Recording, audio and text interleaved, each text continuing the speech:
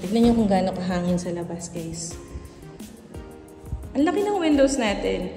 Dito po kay First Editions Batulaw, lahat ng units natin ay single attach. So, lahat po ng walls natin, except syempre sa may staircase kasi yun yung firewall, pero lahat ng walls natin mayroong bintana na sliding windows na din po. Alright. Ayan, ang ganda ng ating turnover. Tiles na rin po ang flooring.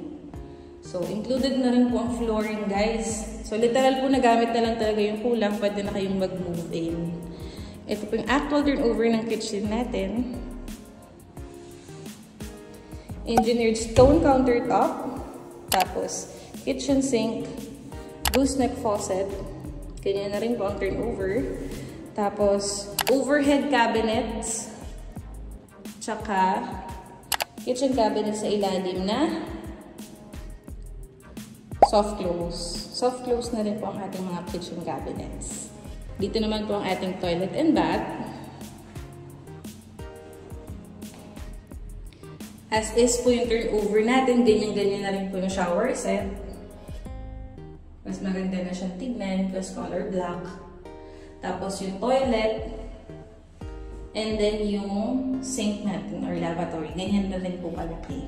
Meron din dito bathroom doors na hindi lang po nila kinabit for show villages purposes, pero upon turnover dapat meron. Okay, tapos yung service area natin, guys, ganyan po siya kalaki. So, imagine niyo na lang po wala yung mga landscaping. So, ang ating service area ay from this wall hanggang dun sa perimeter fence. Pwede nyo siyang gamitin as additional bedroom or kung gusto nyo pong ilabas yung kitchen nyo, so pwede nyo gamitin yung space na yan. Hanggang dito. Ayan, pwede nyo pong sagarin yung service area and gawin siyang kitchen.